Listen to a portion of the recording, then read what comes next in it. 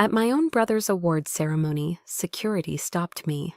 "Show, ma'am, you're not on the list." My brother, Ethan, smirked at his wife. "My sister is just a useless desk jockey. She should have married a real officer." He had no idea my desk job was about to save his life and destroy his pride on the exact same day.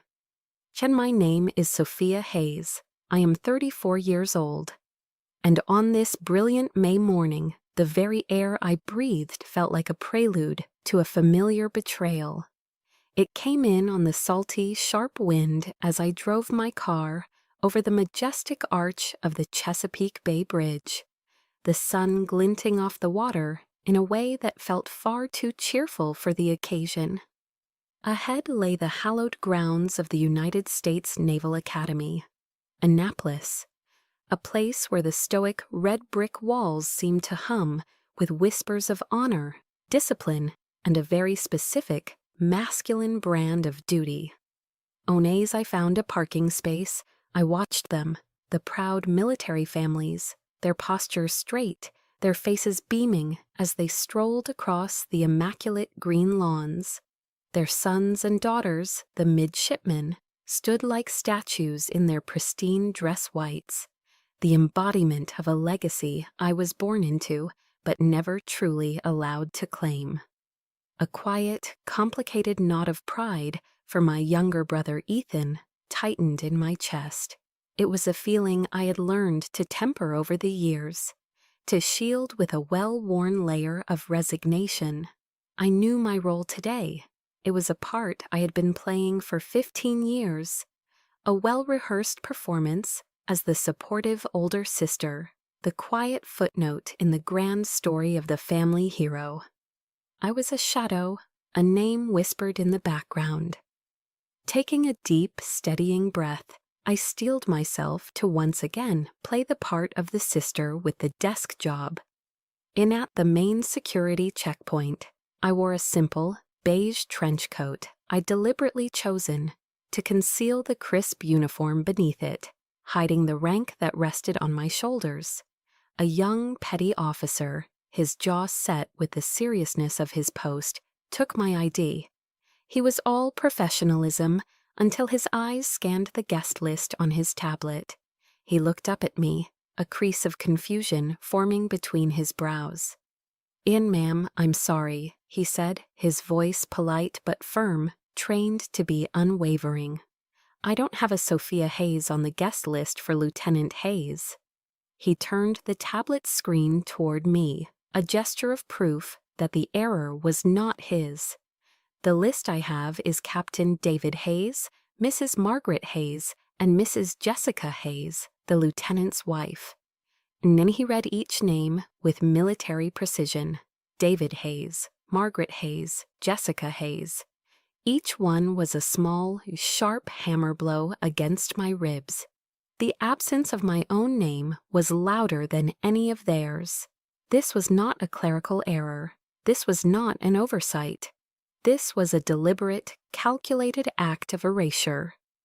As if summoned by the thought, the gleaming, ostentatious black SUV my family favored pulled up to the gate. The door opened and Ethan emerged, looking every inch the conquering hero in his perfectly tailored dress whites, the uniform seemingly radiating its own light against his tanned skin. He saw me standing there, saw the guard's apologetic stance, and a slow, knowing smirk, the kind of victory only a lifelong rival can truly savor, played on his lips. Instead of stepping forward to vouch for his own sister, he leaned toward his wife, Jessica, and said, his voice carrying with perfect clarity for both the guard and me to hear, "Probably some paperwork mix-up. She should have married a real officer instead of playing with spreadsheets." And the cruelty of it was breathtaking. My mother, Margaret, suddenly found the clasp of her antique pearl brooch to be the most fascinating object in the world, her hands fluttering in a theatrical gesture of avoidance. My father, David, a retired captain, simply scowled, his face a mask of deep, impatient annoyance, not for the insult, but for the public scene his daughter was causing. They didn't even look back. They walked past the checkpoint, leaving me behind as if I were a piece of luggage someone had misplaced, a lost item no one cared enough to claim. And a hot, creeping blush that had nothing to do with the sun washed over my face. Ethan's words were a slap, but my parents' silence was the true poison. It was complicity.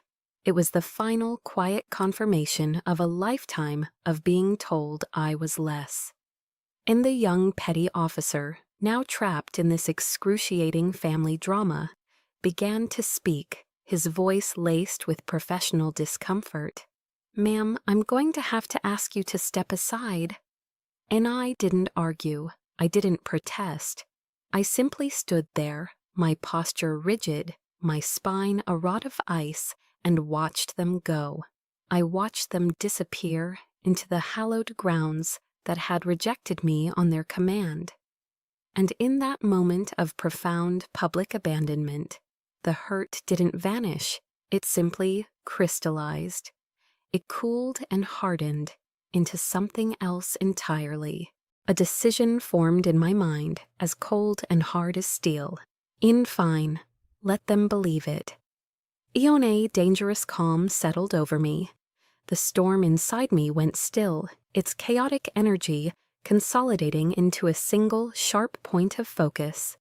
In today's performance would be one for the ages. Hinin they would not see a single tear. I would not give them that satisfaction. Kin standing there on the manicured grounds of the academy, an outcast at the gate, I felt the present moment dissolve. The sting of Ethan's words became a key, unlocking a vault of memories I had long kept under guard. The cool, controlled woman I was now faded, and in her place stood the ghost of a teenage girl, forever standing on the outside of a circle of light, looking in. And the memory that surfaced first was drenched in the smell of charcoal and freshly cut grass. It was the day Ethan's acceptance letter to the academy had arrived. My father, a man who rarely showed emotion beyond a stoic nod or a stern frown, had transformed. He'd thrown a massive backyard barbecue, inviting what felt to her like every retired and active duty officer within a 50-mile radius. He stood by the grill, tongs in one hand and a beer in the other, his voice booming with a pride he never used for me. He draped an arm around Ethan's shoulders and introduced him again and again as the heir to the Hayes legacy. On later, my mother brought out a huge sheet cake from the local bakery, the kind with overly sweet frosting and airbrushed decorations. In bold blue letters it read, "Congratulations, future Admiral." The whole world, it seemed, had stopped spinning for this one moment. It wasn't just a party, it was a coronation, a public declaration of the chosen son. And I, his older sister, was just a commoner in the crowd, a spectator at a ceremony held in my own backyard. I smiled, I clapped, and I felt utterly and completely invisible. In the universe has a cruel sense of irony. That very same week, I had won a National Science Fair award. My project, a complex cryptographic algorithm, had been recognized as one of the most promising in the country. I remember holding the award in my hands, a heavy gold-plated medal on a thick ribbon. For a few hours I had allowed myself to feel a flicker of hope. Perhaps this, I thought, would be enough. Inyai found my father by the fireplace that evening, reading the Wall Street Journal. I approached him tentatively, the way a child offers a drawing, my heart pounding with a desperate need for his approval. "Dad," I'd said, my voice barely a whisper, I won." In an I held out the medal. He took it, his eyes barely leaving his newspaper. He glanced down at the intricate engraving, his expression unchanging. "Good job, sweetie," he murmured, the words automatic, devoid of any real warmth. He handed it back to me and then folded his paper. I was just thinking Ethan is going to need a serious physical training regimen to get ready for plebe summer. And just like that, the moment was over. The subject, as always, had returned to Ethan. The gold medal in my hand suddenly felt heavy, not with the weight of achievement, but with the dead weight of disappointment.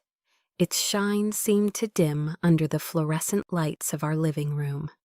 Later that night, alone in my bedroom, I opened an old wooden box where I kept forgotten things, childhood trinkets, old letters.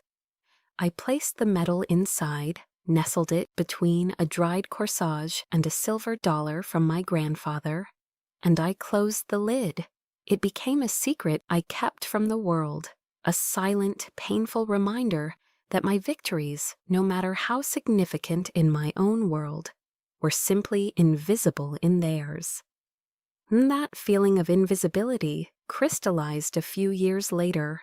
On the evening I told them my own career choice, I had gathered all my courage to announce that I had been accepted into the Naval Intelligence Program. My father muted the TV, his face hardening into the mask of disapproval I knew so well. He stared at me across the coffee table, his silence more intimidating than any shout. "Isn't it intelligence?" he finally said, the word tasting like an insult on his tongue. "That's a support role, Sophia. It's for people who can't make it in combat. The Hayes family are not support staff." My mother, ever the peacekeeper, jumped in with a placating smile. "Now, David," she'd said softly, laying a hand on his arm, "perhaps it's safer for her that way." In her words were meant to be a comfort, but they were a dagger. Safer for her. The implication was clear. I was weak, fragile, in need of protection, not suited for the real, glorious danger that men like my father and brother were born for. They didn't see my choice as strategic, as a different kind of warfare fought with intellect and analysis. They saw it only as a deviation from the path of glory they had laid out. A quiet failure to uphold the family tradition. That was the foundation upon which my entire career was built. On their dismissal, that was the fuel. The quiet, burning resentment from 1,000 tiny cuts had forged a resolve in me that they could never understand. My family thinks I play with spreadsheets. They picture me in a sterile government office, a beige cubicle, my greatest daily challenge a paper jam in the printer. The bitter irony is that they're not entirely wrong about the sterile part. They just have no concept of what that sterility truly contains. They know nothing of the place we call the tank. It's a nickname for a skiff, a sensitive, compartmented information facility buried deep underground, shielded from any form of electronic eavesdropping. The air is cold, recycled, and carries the low, constant hum of powerful servers. There are no windows. The only light comes from the giant, curved wall of screens in front of me. A mosaic of glowing maps, drone feeds, and cascading lines of code. This was my office. This was my battlefield. Sis and I remember one particular night. A Tuesday that bled into a Wednesday. The air in the tank was thick with a tension you could almost taste. We were coordinating a high-risk hostage rescue in the Red Sea. A civilian oil tanker had been boarded by pirates, and a dozen lives hung in the balance. My team of analysts fed me data streams in a quiet, focused rhythm, their voices low and steady in my earpiece. My job was to see the whole board, to connect the dots faster than our enemy could. Shannon Viper 1, confirm target location. "You are 2 mics out," I said into my headset, my voice calm, betraying none of the adrenaline pumping through my veins. On the main screen, a satellite thermal image showed a cluster of heat signatures on the tanker's deck. Eagle Eye, give me thermal resolution on the bridge. I need a personnel count. And the image sharpened. 7 hostiles, 12 hostages huddled together. The lives of a SEAL team, Viper 1, depended on my next series of commands, on my ability to process and predict. This wasn't a spreadsheet. This was a high-stakes chess match where the pawns were human lives, and I was the one moving the most important pieces across the board. It was in that moment of peak concentration, as I was about to give the green light, that my personal cell phone, tucked away in my pocket, vibrated. It was a jarring, unwelcome intrusion from another world. For a split second, I considered ignoring it, but protocol was protocol. I pulled it out. It was a text from Ethan. In the message glowed on the small screen, a beacon of casual ignorance from a world away. Enjoying your weekend in D.C.? Hitting the museums, I bet? Don't work too hard on those reports, SIS. And I read the words, and a cold, bitter wave of irony washed over me. Here I was in a life-or-death struggle against armed traffickers, my mind stretched to its absolute limit. And in his world, I was his boring older sister, a tourist in my own life, drowning in paperwork. The condescending nickname, SIS, felt like a final twist of the knife. I took a breath, my fingers tightening on the phone for a second, before I thumbed the power button, plunging the screen into darkness. I slipped it back into my pocket. My focus snapped back to the wall of screens, my voice emerging colder and sharper than before. "In standby, Viper 1, I commanded, my eyes catching a flicker of movement on a secondary feed. A small fishing boat, unlit, approaching the tanker from the stern. It wasn't on any maritime charts. It was a ghost. It's someone. Eagle Eye. Focus on that trawler. Now." The thermal image zoomed in. The boat was cold, but the shapes inside were not. 6 more heat signatures, armed, an ambush. They were waiting for the SEALs to board. "Send Viper 1, abort! Abort!" My voice was sharp, cutting through the silence of the tank. "I repeat, abort the breach. You have a secondary hostile force approaching from your 6. They're walking you into a kill box." On a wave of relief, silent and profound, washed through the room as the SEAL team confirmed the new orders. My analysis, in that split second, had just saved their lives. 8 hours later, at 3 a.m., I finally returned to my empty apartment in Washington, D.C. The adrenaline had faded, leaving behind a bone-deep exhaustion.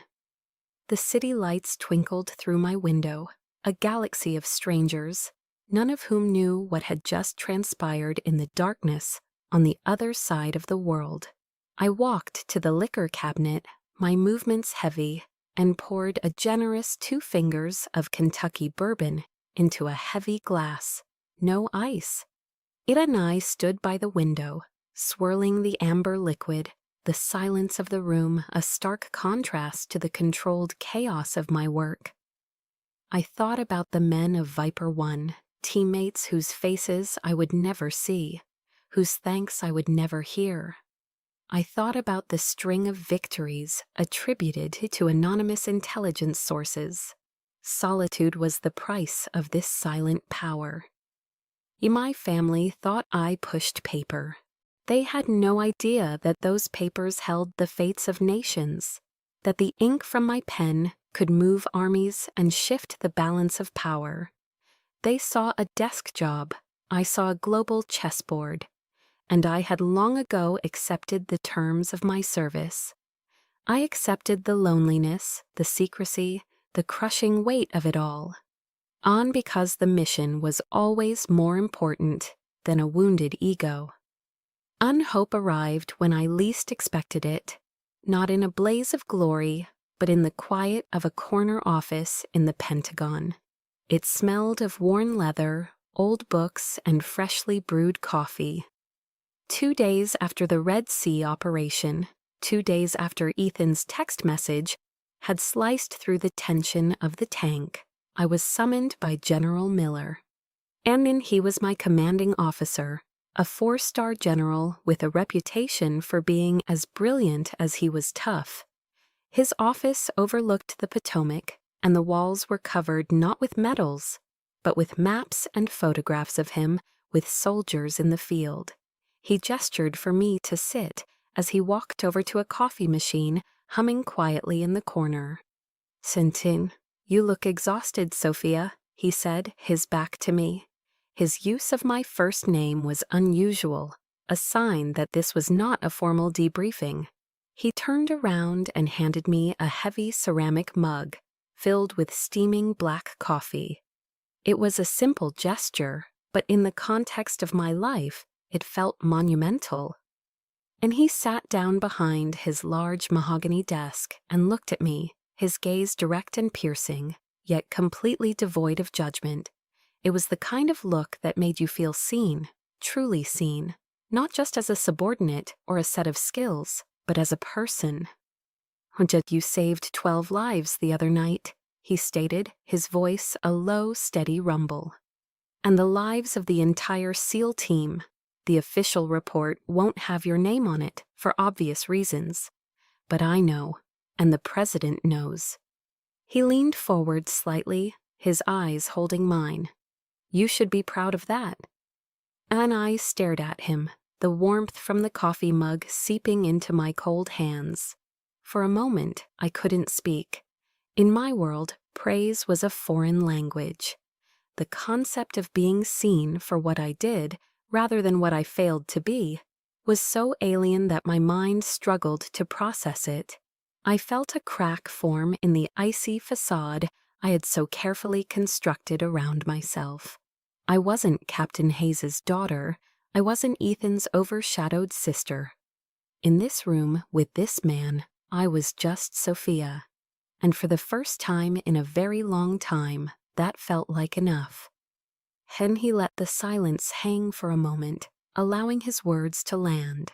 Then he continued. "The Joint Chiefs have been discussing Operation Blackwater.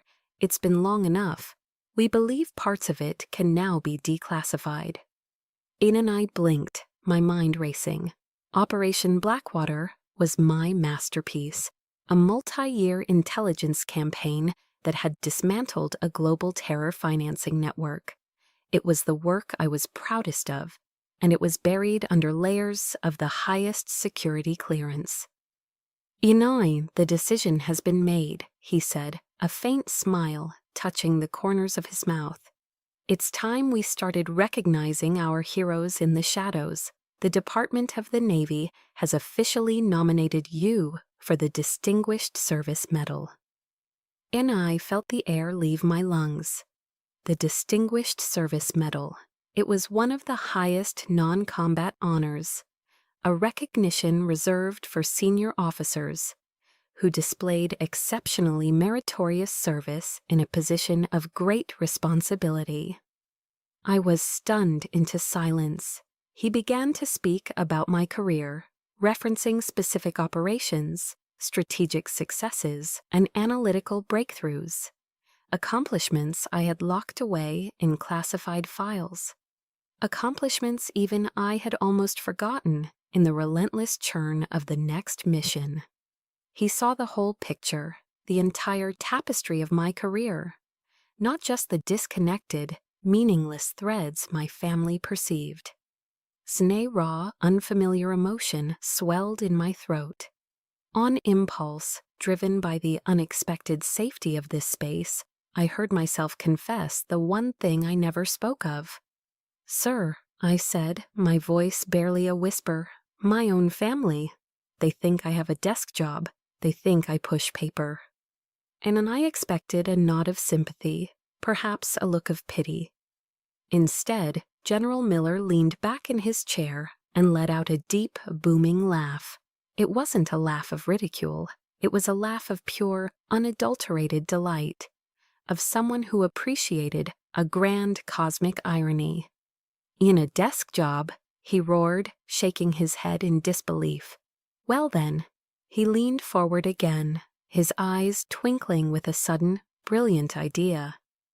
In that case, I think we ought to give them the biggest surprise of their lives. And he paused, letting the idea form, a master strategist seeing a new move on the board. Your brother's awards ceremony is next month, isn't it? At Annapolis. Anai nodded, confused. In how poetic would it be, he said, his smile widening, to recognize two of Captain Hayes's children on the same day, for two very different, but equally vital, forms of service to this nation. And his words landed in the silent, barren landscape of my hope and bloomed. A wild, audacious idea took root in my mind. The thought that my truth, my real story, could finally be brought into the light, not by my own desperate explanations, but by the undeniable official recognition of the United States Navy. The thought was terrifying, and it was intoxicating. In the seed of hope General Miller had planted felt fragile, a delicate green shoot in the barren soil of my heart. But my memory, a far more cynical and experienced gardener, immediately conjured the ghost of the last 4th of July, a day that served as a perfect, suffocating reminder of why such hope was a dangerous thing to entertain.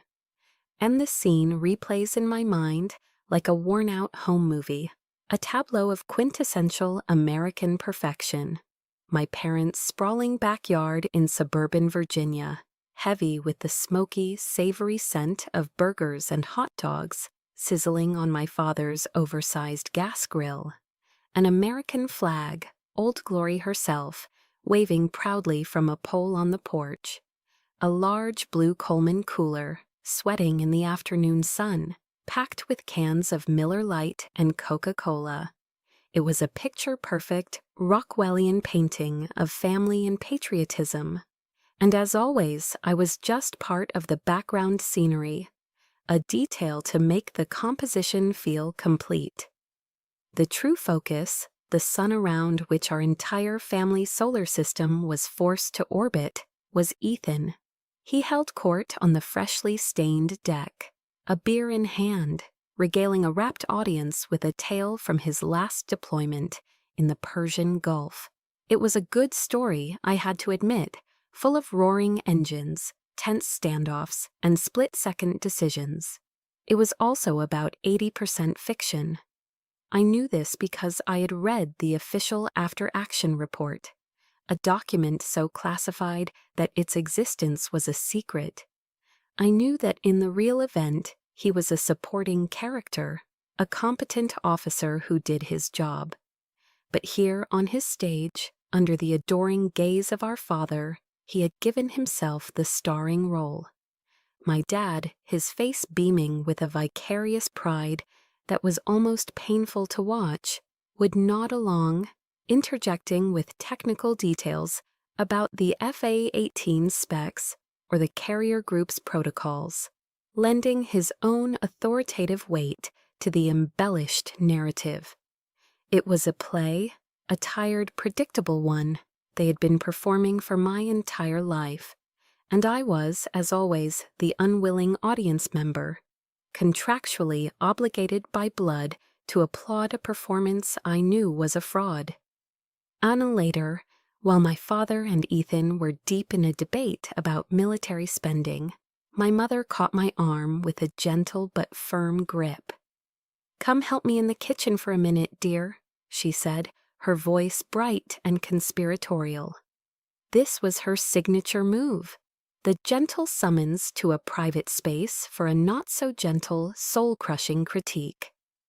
And in the cool of the kitchen, she pulled a large bowl of potato salad from the refrigerator, her back to me as she fussed with the plastic wrap.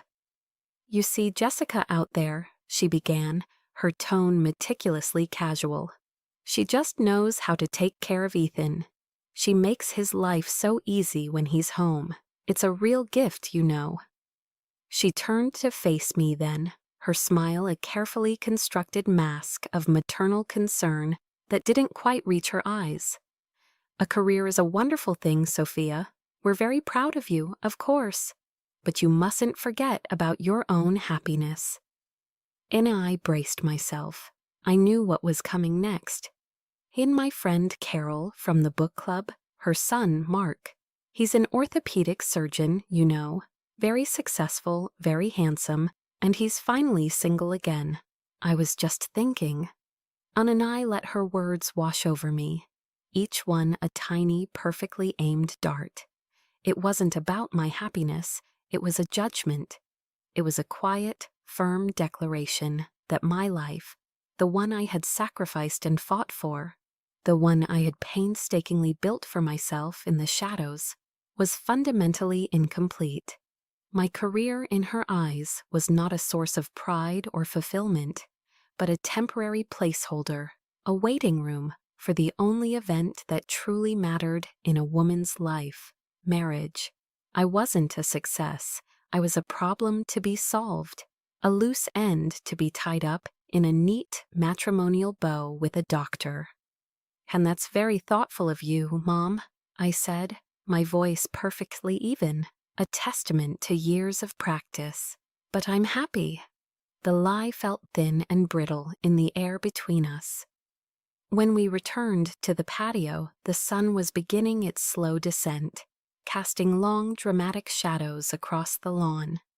Ethan, now 3 beers in, was louder, his confidence amplified by the alcohol and the fawning audience. He spotted me, and with a boisterous laugh, draped a heavy, familiar arm over my shoulders. His gesture was a prelude to an attack disguised as brotherly affection. "And hey, sis," he said, his voice overly jovial. He pulled me a little closer, forcing the small group of his friends and our parents to pay attention. "I've been meaning to ask you." He paused for dramatic effect. "When are you going to put in for a transfer to a real position?" And the question landed in the suddenly quiet circle like a grenade. He continued, either oblivious or indifferent to the sudden tension. "Somewhere you can actually make a difference. Must be pretty damn boring sitting in the Pentagon all day, pushing paper." And there it was, the annual public dismissal of my entire life's work. In front of everyone, he had reduced my career, my sacrifices, my secret victories, and crushing responsibilities to nothing. A boring, meaningless waste of time. He wasn't just asking a question, he was passing a verdict. And I felt it then. A wall of ice beginning to form around my heart. A defense mechanism I had perfected over decades. It started at my core and spread outwards, a cold, crystalline barrier against the casual, smiling cruelty of his words. On the outside, I held my own smile in place. It was a polite, placid, utterly empty expression. "Oh, and I like my work, Ethan," I said, my voice a perfect imitation of calm. But inside, behind that wall, I felt a fundamental shift. The ice, which for years had been just a shield, was now becoming something else. It was getting higher, thicker. It was no longer just a defense. It was becoming a fortress. And I knew, with a certainty that chilled me to the bone, that it was very, very close to reaching its peak. And have you ever had a moment where time seems to slow down, where the world narrows to a single, hyper-focused point of humiliation? That was me, standing at the gate, with the guard's polite, dismissive words hanging in the air. "Ma'am, I'm going to have to ask you to step aside." And it's the politeness that makes it worse, isn't it? The professional, dispassionate tone that says, "This isn't personal, I'm just doing my job," when everything about the situation feels deeply, excruciatingly personal. My feet felt like they were cemented to the asphalt. I was an exhibit in a zoo of my own family's making, trapped in the spotlight of their casual cruelty. And then, through the thick, suffocating air, a new sound emerged. It was the quiet, confident purr of an engine you only find in a government-issued black sedan. The car glided to a stop beside us, and when the rear door opened, General Miller emerged. He was in his full dress uniform, and in the bright morning sun, the 4 stars on each of his shoulders seemed to burn with a light of their own. You know a leader when you see one. It's in the way they stand, the way they survey a scene in a single, all-encompassing glance. He saw me, frozen. He saw the flustered guard, and he saw my family watching from a distance. And he ignored them as if they were part of the landscape. His focus was a laser beam, aimed directly at me, and when he smiled, it was with a genuine warmth that melted a fraction of the ice around my heart. "In there you are, Admiral Hayes," he said, his voice carrying with an easy authority that could command fleets. We were about to send out a search party. The words didn't just break the silence, they shattered it. Admiral Hayes, and you could almost physically see the gears grinding and then stripping inside the young petty officer's head. The stern mask of professionalism didn't just crack, it disintegrated. His face cycled through a series of emotions with comical speed. First, blank confusion, then dawning comprehension, and finally, a wave of raw, unadulterated panic. His skin went pale. He had just been seconds away from physically ejecting a flag officer, a rear admiral, from a Naval Academy event. He knew, and I knew, that in the rigid, unforgiving world of military hierarchy, he had just stared into the abyss of his own career. "Admiral, ma'am, my deepest, most sincere apologies," he stammered, his body snapping into a salute so sharp it was a miracle he didn't dislocate his shoulder. He practically threw himself at the gate controls, swinging the barrier open with a desperate, frantic urgency. It's amazing what a title can do, isn't it? The first jarring taste of a power I had earned in the shadows was now on full display in the sun. General Miller placed a light, guiding hand on my elbow. He leaned in, his voice a low, protective murmur for my ears only. "Are you all right, Sophia? Do I need to go have a word?" And then my gaze drifted past his shoulder to the 3 people who were my blood. They were staring, their mouths slightly agape. You've seen that look before, I'm sure. The look of utter, slack-jawed bewilderment, when the world as you know it has just been turned completely upside down. And the old Sophia, the ghost of the girl who spent her life desperate for a scrap of their approval, screamed inside me to say yes, yes, go over there, make them see, make them understand, but that girl had died on this very spot, just a few minutes ago.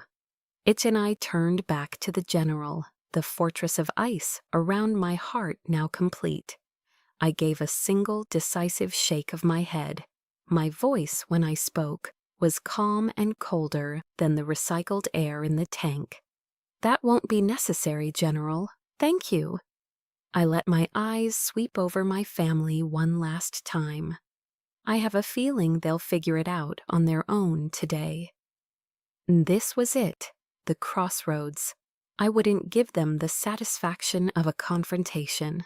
I would deny them the chance to prepare, to recalibrate, to craft a new performance of feigned shocked pride. I wanted to see their unfiltered reactions. I wanted to watch them process the truth without any help from me. "Fenton, as you wish, Admiral," General Miller said, and the look in his eyes was one of pure, unadulterated respect. Soon he straightened up, and with his hand still a firm, supportive presence on my elbow, began to escort me through the gate. He didn't just walk me in, he led me with purpose, on a direct path toward the reserved VIP seating at the front. Our route took us right past the row where my family sat. And I kept my chin high. I kept my eyes fixed forward on the podium, on the flag, on my future. I did not grant them a single glance, but I felt their gaze on me like a physical force. As we passed, I heard it, a choked, incredulous whisper from my father to my brother, "On Admiral." And that one word, spoken in a tone of utter disbelief by the man who had dismissed my life's work, was the final echoing drop. A lifetime of slights flashed through my mind. The ignored medal, the condescending jokes, the endless gushing praise for Ethan's real service. Every moment of feeling invisible, of being told I wasn't enough. It all came to a head in that single whispered question. In the last drop had fallen. The glass was not just full, it had shattered. So today was not about asking for their approval. That ship had sailed long ago, and I was finally letting go of the rope. Today was about forcing them to reckon with the truth they had so comfortably, so cruelly chosen to ignore. My silence was over, but my answer wouldn't be spoken. It would be worn. It was in the 2 silver stars gleaming on each of my shoulders. General Miller led me to a private waiting room tucked away behind the main stage, a quiet sanctuary from the growing crowd. The room was simple, furnished with a few leather armchairs and a small table with a pitcher of ice water. He gave me a knowing nod. "Take a moment, Admiral. The ceremony begins in 15. Then he closed the door, leaving me alone with my thoughts and the faint, muffled sounds of the brass band tuning up outside. I walked over to the full-length mirror on the far wall. The woman looking back at me was a stranger, and yet more myself than I had ever been. There was a nervous energy thrumming just beneath my skin, the familiar adrenaline rush that comes before a major operation. This was no different. This was a strategic maneuver, one that required careful, deliberate preparation. My hands moved with practiced precision. I slipped off the beige trench coat, the civilian armor I had worn for so long. I folded it neatly and placed it on a chair.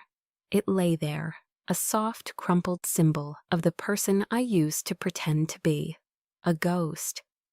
And beneath it was the crisp, immaculate uniform of the United States Navy, the service dress whites. I took a moment to adjust the fit, smoothing the fabric over my shoulders. Then, from a small velvet-lined box I took from my purse, I retrieved my rank insignia, 2 silver stars for each shoulder board. They were cool and heavy in my palm. This wasn't just about dressing for a ceremony. This was a silent, personal ritual. With slow, methodical movements, I affixed the stars to my shoulders. Each click of the pin into its fastening was a decisive sound, a final confirmation. Click. This is who I am. Click. This is what I have earned. And I was no longer just Sophia Hayes, the quiet daughter.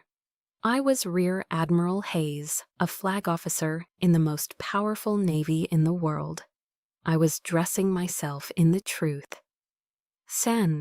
When I stepped out of the waiting room and back into the designated VIP section, the atmosphere had changed. The seats were filling up, a sea of uniforms and formal attire. A few senior officers, a vice admiral I knew from the Joint Staff, and a Marine Corps general spotted me. Their faces lit up with genuine recognition. "In Admiral Hayes," the vice admiral said, extending his hand.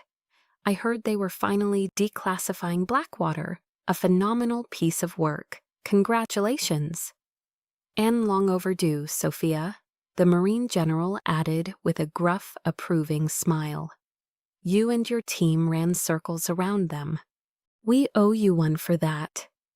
Each handshake, each word of praise from these men who understood the sacrifices, who spoke the same language of service and strategy, was like a brick being laid in the foundation of my confidence. It was a stark, almost painful contrast to the cold, confused stares I could feel, coming from the guest section. My family didn't know me. But these people, my peers, my colleagues, they knew. Their respect was a shield, a solid, impenetrable wall of validation that I would carry with me into the battle ahead. In I took my assigned seat next to General Miller, my back straight, my hands resting calmly in my lap. And then I allowed myself to feel it, the weight of their gaze from across the aisle. I didn't need to look to know they were staring. I could feel the intensity of it, a mixture of disbelief and a dawning panicked confusion. Etienne and I could picture the scene perfectly. My father leaning in, whispering urgently to my mother fanning herself with the ceremony program, her eyes wide with shock. And Ethan, I could feel his stare most of all. It was a focused, burning beam of bewilderment. He would be looking at the 2 silver stars on my shoulders, the impossible, incomprehensible truth of them. In his mind, the math wouldn't add up. The sister he had mocked just an hour ago, the boring paper pusher, was wearing a rank that took most men a lifetime to achieve, if they ever did. And I met his gaze for a fraction of a second across the crowd, offering nothing more than a calm, polite, almost imperceptible nod. Then I turned my attention back to the stage. And the game had begun. But for the first time in my entire life, I wasn't a pawn, sacrificed for the sake of the king. On today, I was the queen, and I was about to checkmate them all. My silence now was more powerful than any argument I could ever make. It was the calm before the storm, the quiet intake of breath before the truth was finally spoken aloud. In the master of ceremonies, a captain with a voice as smooth as polished brass stepped up to the podium. And now for the presentation of the Navy and Marine Corps Commendation Medal to Lieutenant Ethan Hayes for meritorious service in support of combat operations. And I watched, a silent observer in the front row, as my brother rose from his seat. He moved with the fluid, unshakable confidence of a man who has never had to question his place in the world. A man who has spent his entire life being told he was the hero of every story. He ascended the stage, accepted his medal with a practiced, humble dip of his head, and turned to the microphone as if he were born for the spotlight that now bathed him in a golden glow. And his acceptance speech was flawless, a masterclass in charm and filial piety. He thanked the Navy for the incredible honor, his commanding officers for their steadfast leadership. Then he turned his charismatic gaze toward our family. "I want to thank my father, Captain David Hayes," he said, his voice ringing with a sincerity that could move mountains, "for teaching me what it means to be a warrior, for showing me the path of duty, honor, and courage." He smiled at my mother, a warm, affectionate smile, and to my mother Margaret for her unending support and prayers. He then gave a subtle, charming wink to his wife. And of course, to my beautiful wife, Jessica, for being my rock, my anchor in every storm. And he paused then, a performer's trick, letting the weight of his gratitude settle over the room. His eyes swept across the audience, a king surveying his court. For a fraction of a second, his gaze passed directly over me, sitting in the front row of the VIP section. There was no recognition, no emotion, not even a flicker of acknowledgement. It was as if he were looking at a piece of furniture, a stranger, a seat filler. Then he continued, concluding his speech with a final, patriotic flourish that earned him a thunderous, sustained applause. He never mentioned my name. In that very public, very deliberate omission, in front of hundreds of his peers and our nation's most respected leaders, he had made his final definitive statement: "You do not exist." It was a deeper, more profound cut than any private insult ever could be. It was an erasure on a public record, a final declaration of my irrelevance. As he walked off the stage, soaking in the adoration, I felt the last faint flicker of any sisterly sentiment within me extinguish, leaving behind nothing but cold, hard clarity. And when the applause finally faded, General Miller did not return to his seat. Instead, with a quiet purpose that immediately drew every eye in the room, he walked to the podium. The entire auditorium, a moment ago filled with sound, fell into a sudden, expectant silence. A 4-star general going off script was an event in itself. "And ladies and gentlemen," he began, his voice commanding the air, a low rumble that needed no amplification to reach the furthest corners of the hall. "We have a special, unscheduled addition to today's ceremony, a recognition that for paramount reasons of national security has been kept secret from the public until this very moment." A low, intrigued murmur rippled through the crowd. I saw Ethan, now back in his seat, lean over and whisper to my father, a confused frown creasing his brow. And General Miller continued, his words painting a vivid picture for the captivated audience. "We often and rightly honor the heroes we can see, the war fighters on the front lines, the pilots in the sky, the sailors on the seas. But there is another kind of hero, one who serves in the deepest shadows of the world, one whose victories are not measured in territory gained, but in tragedies averted, in lives saved. Their battlefield is a global network of whispers, data, and secrets." On the air was now thick with anticipation. The audience was leaning forward in their seats, completely under his spell. "On it today," the general boomed, his voice resonating with a fierce pride. "We have the distinct honor of finally recognizing the commander of the now declassified Operation Blackwater, one of the most successful and critically important intelligence operations in the modern history of the United States Navy." Eric and I could hear my father's voice, a hoarse, confused rasp carrying across the aisle. "Blackwater? What the hell is Blackwater?" And then General Miller's gaze lifted from the crowd, sweeping over the rows until it landed directly on me. He held my gaze, a spotlight in human form, and a small, almost imperceptible smile touched his lips.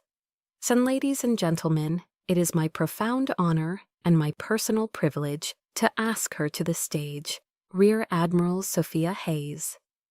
And for a single, solitary heartbeat, there was nothing, absolute, deafening silence. The world seemed to hang, suspended in a universe of stunned disbelief. And then, like a brush fire, a wave of whispers swept through the auditorium. "Admiral? Hayes? Did he say a rear admiral?" And I rose from my seat. And as I did, something extraordinary, something beautiful happened. Every single uniformed person in that room, from the youngest ensigns in the back rows to the most decorated captains and generals in the front, rose to their feet as one. It wasn't planned, it wasn't coordinated. It was a reflex born of instinct, protocol, and a lifetime of ingrained discipline. It was respect, a cascading wave of white and blue uniforms, standing in silent, stunned deference. All except for 3 people. And my family remained seated, frozen in their chairs, as if a gorgon had turned them to stone. They were a tiny, isolated island of shock in a vast, rising sea of honor. My father's face was a mask of pure, slack-jawed incomprehension. My mother's hand was pressed hard against her mouth, her eyes wide with a dawning horror that was almost theatrical. And Ethan's face was ashen. The confident, golden boy tan had vanished, replaced by a pale, sickly, almost green pallor. and I walked toward the stage. Each step was steady, deliberate, confident. I could feel the weight of my own power, the quiet, immense authority I had carried in secret for so long. I was no longer a shadow. I was walking into the light. And on the stage, General Miller took the Distinguished Service Medal from its rich, velvet-lined box. As he pinned the prestigious medal to my uniform, he leaned in, his voice a low whisper meant only for me. "Time to tell your story, Admiral." On he turned back to the microphone, but he did not simply read the official, dry citation. He told the story. And he spoke of the youngest rear admiral in modern naval history, a ghost who had commanded a global intelligence network from the deepest parts of the shadow world. He spoke of strategic victories that had averted regional wars, of intel that had directly saved the lives of over 5,000 civilians in a single year. He painted a picture of a new kind of warfare, fought not with guns but with intellect. And then he delivered the final, devastating, perfectly aimed blow. "And just last year," he said, his voice ringing with emphasis, with purpose. "It was actionable intelligence gathered and analyzed in real time by Admiral Hayes's unit that directly resulted in a U.S. destroyer being saved from a catastrophic, coordinated anti-ship missile ambush in the Persian Gulf." And I let my eyes drift from the general, from the cheering crowd, to my family, and I watched the truth detonate in their faces. My father looked like he had been physically struck, his body rigid, his eyes seeing something far away, replaying a history he never knew. My mother let out a small, strangled gasp, her knuckles white where her hand was pressed to her lips. But it was Ethan's face I will remember for the rest of my life. The blood drained from it completely. The confusion was gone, replaced by a sickening, horrifying dawn of absolute comprehension. And he knew exactly which destroyer that was. It was his. The applause felt like a distant ocean roar. Standing on that stage, with the weight of the medal on my chest and the respect of my peers surrounding me, I felt a sense of quiet, profound release. The battle was over. The truth was out.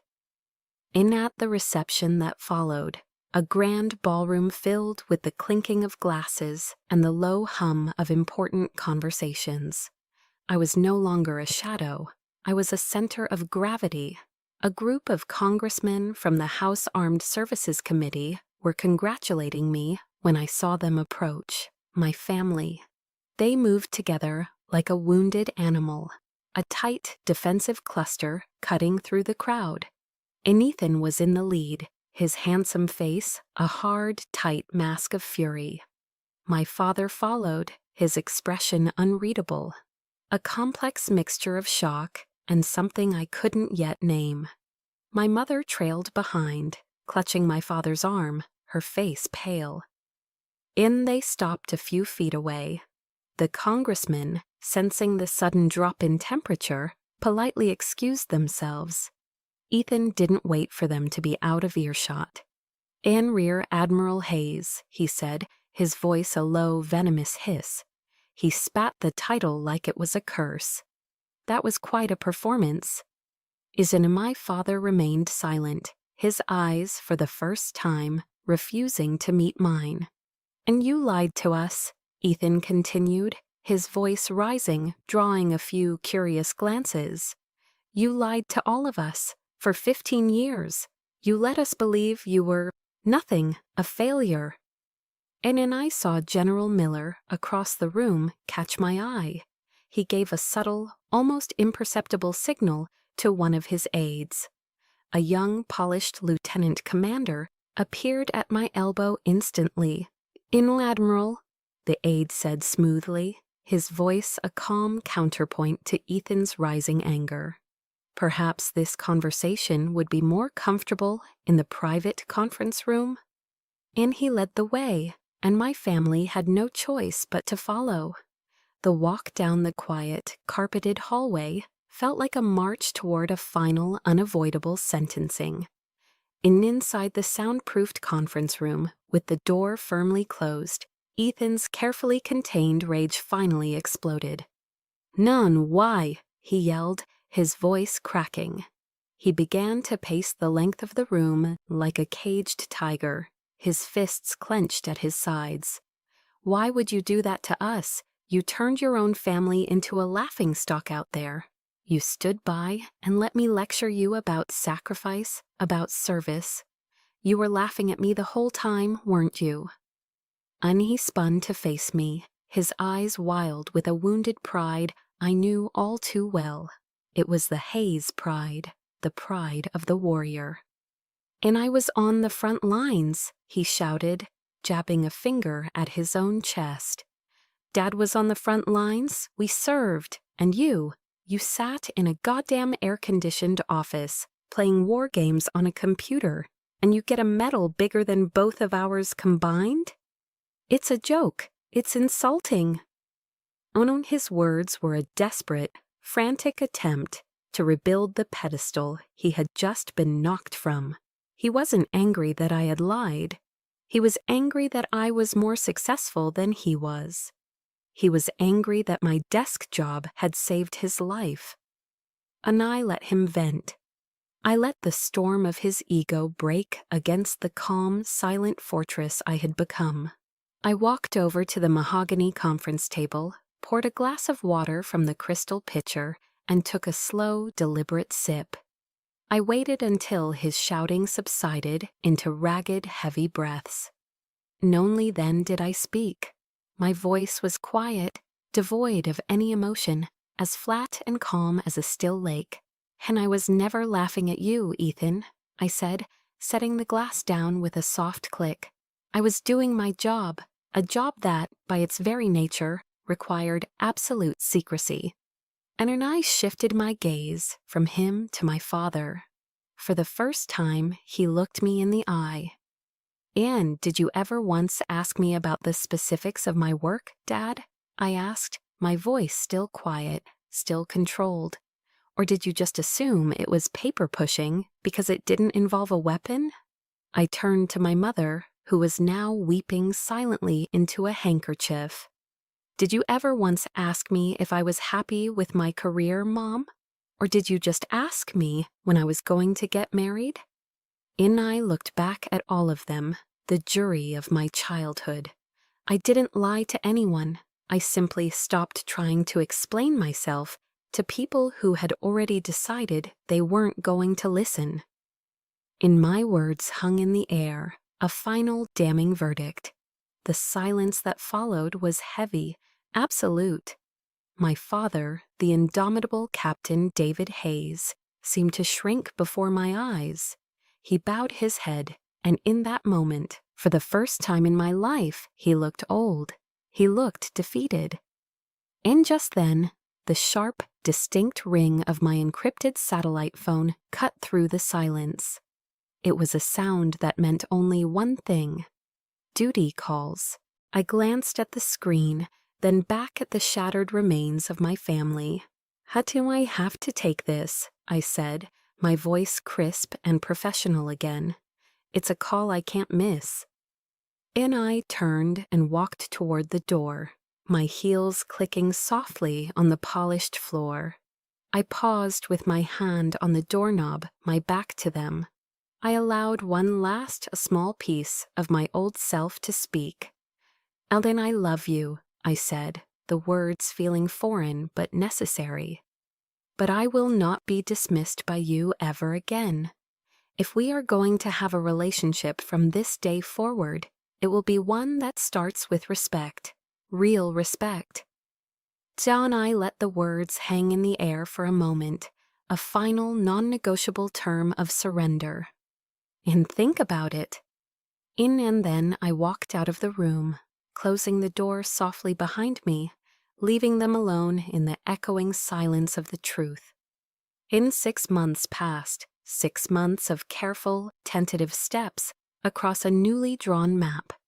My ultimatum at the ceremony wasn't a finish line.